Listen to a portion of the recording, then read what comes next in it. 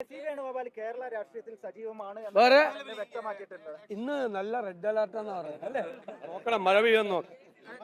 അത് അവരൊരു അവിടുത്തെ ഒരു ഘടകകക്ഷിയാണ് അല്ലേ? അവർക്ക് അതിൻ്റെതായ ഒരു വിശ്വാസ്യതയുണ്ട്. ഞങ്ങൾ അതിനൊന്നും ചോദ്യം ചെയ്യുന്നില്ല. അത് വരുമ്പോൾ ആലോചിക്കാം. ഞാനൊന്നും പറയില്ല. അല്ലല്ല, ഞങ്ങളൊന്നും പറയില്ല. ഇല്ല, ഞങ്ങൾ ഒരാളുമായിട്ട് ചർച്ചയില്ല. ഞങ്ങൾ ഒരാളുമായിട്ടും LDF-ലെ ഒരു ഘടക കക്ഷികളുമായിട്ട് ഞങ്ങൾ ചർച്ചയില്ല. ഇപ്പൊ ചർച്ച ചെയ്തിട്ടില്ല.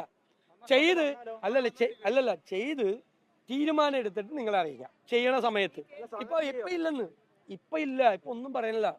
ഇപ്പൊ അല്ലാതെ ഇഷ്ടംപോലെ ആളുകൾ നിൽക്കുകയാണ്. ഞങ്ങള് അത് തന്നെ പഠിച്ചുകൊണ്ടിരിക്കുകയാണ്. UDF ചേരാൻ NDA-യിലെ ഘടകകക്ഷികൾ ഉൾപ്പെടെയുള്ള ഇഷ്ടംപോലെ ആളുകൾ, LDF-ലെ ചില കക്ഷികൾ ഉൾപ്പെടെയുള്ള ആളുകൾ UDF-ൽ ചേരാൻ നിൽക്കുക. ഞങ്ങൾ അതെല്ലാം പരിശോധിച്ചുകൊണ്ടിരിക്കുക. അതൊക്കെ സംഘടനാപരമായ കാര്യങ്ങളാണ്. അതിനൊന്നും ഞാൻ മറുപടി പറയില്ല. അതൊക്കെ KPC പ്രസിഡന്റ് അല്ല. ഞാൻ പറഞ്ഞല്ലോ, ഞാൻ കൃത്യമായിട്ടും പറഞ്ഞു. സംഘടനാപരമായ കാര്യങ്ങളൊന്നും ഞാൻ മറുപടി പറയില്ല. അത് KPCC പ്രസിഡന്റ് നിങ്ങളെ കാണുന്നുണ്ട്. അപ്പോൾ നിങ്ങൾ അദ്ദേഹം പറയും. വേറെ വല്ലതും ഉണ്ടോ?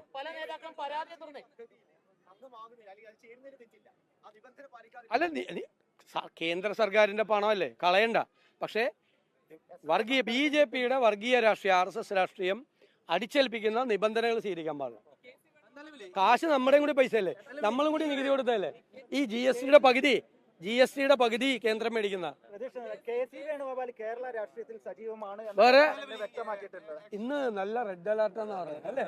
നോക്കണം, മഴ പെയ്യുമെന്ന് നോക്കാം.